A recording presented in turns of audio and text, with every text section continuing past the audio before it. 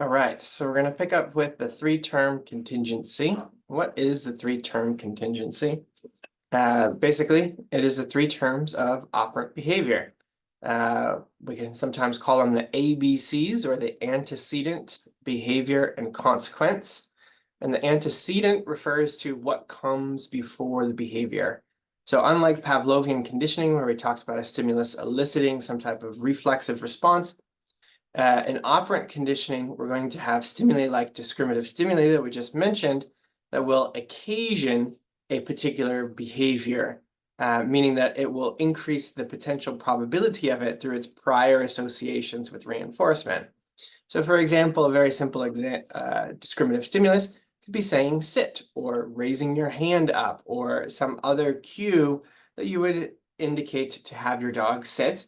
The behavior that is reinforced when you say sit, or when you raise your hand to indicate sit, increases in potential probability. The behavior occurs, which is the behavior part, the B part, and then the dog receives the consequence, which in this case would be some type of reinforcer like food or a toy or something like that. So then we can describe the contingency in an if-then kind of statement. So if the dog makes a sit response within 5 seconds of the handler giving the OK sign, the behavior will be reinforced with food. So this is actually an example of what your first assignment is going to be, is that I'm going to want you to think about an example within your own training program. What is the antecedent, behavior, and consequence relationship? And what is the if-then statement for the task or particular behavior that you work on training? So we'll have later lessons because each of these individual components can be quite complicated. So we'll be talking about schedules of reinforcement, which will be talking about our consequences, or our C of them, or what types of schedules of reinforcement, how do we deliver the reinforcement, what impacts on behavior that has. Then we will also be talking about antecedents, discrimination, discriminative behavior, quite substantially, because this part of it becomes quite complicated in terms of antecedents. So how does what your dog has previously been trained on relate to what types of things that they will respond to? That's another sort of complex process. But the first step of that is to being able to break down operant behavior into these individual components. What is the antecedent? What is the discriminative stimulus that comes before, that indicates or occasions the behavior and indicates that reinforcement is available? What is that said behavior? And then what is the consequence? And then can you describe that in the contingency such that if this behavior occurs, what would then be the consequence? So as we previously mentioned, discriminative stimuli precede behavior. So they are antecedents. They come before that behavior. Just like most things in the environment, they are initially neutral. So they don't automatically have some important behavioral component to it. So in the same way that just raising your hand like this, or putting your hand like that, or saying sit, or any of a variety of different kinds of things are initially neutral to your dog. Dog doesn't care about them when they are born. It is only through a learning of a relationship do those types of things become important. So they acquire behavioral importance by accompanying a behavior consequence relationship. And they do this by signaling that reinforcement will be presented following a very specific behavior. So discriminative stimuli become learned. They're quite similar to the Pavlovian conditioned stimuli that we talked about, because those conditioned stimuli are initially neutral, but then through a learning history, they learn to gain behavioral importance. And the same is true of operant conditioning, where certain stimuli, through their relationship that indicate that reinforcement is available for a specific behavior consequence relationship, then they gain sort of behavioral power and come to occasion that particular behavior. So we already gave an example of saying sit. We gave an example of actually, I think that was it. But you can have down, any different kinds of cues, signals, whatever the word that you want to use for them. These are all discriminative stimuli that indicate if a particular behavior occurs, then reinforcement will be available. They can also be more general than that, and we talked about this previously. So something like a treat pouch, or something like a vest, that the dog wears when they're going to work, or even just context can be discriminative stimuli. So for example, with a potential detection dog, if they work in a very clear area, not clear as in avoid things of, or an area that is easy to discriminate from other areas. So say, for example, they work in a specific building or a specific room or a specific area of a building, and that's where they train, for example, then that context or that area in of itself can be a discriminative stimulus for, if I search, I will likely find something and I will likely get a reinforcer. In the same way that a treat pouch or putting on a vest or a working harness, all of these things can start to occasion specific responses, because in the past you've learned that when these things occur, then there is a higher probability of reinforcement available. And a treat pouch is a really good one, right? Because if there's no treat pouch or no toy, then obviously that means that whatever behavior that your dog is about to undergo is going to be under extinction.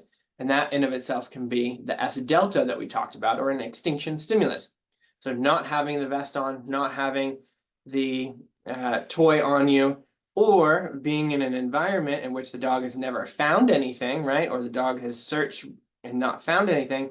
All of these things can be symbols of, or signals of, an extinction stimulus, or in other words, that if they engage in a search behavior and find some, or they're not likely going to find something, or they're not going to be reinforced for it because you don't have your toy with you.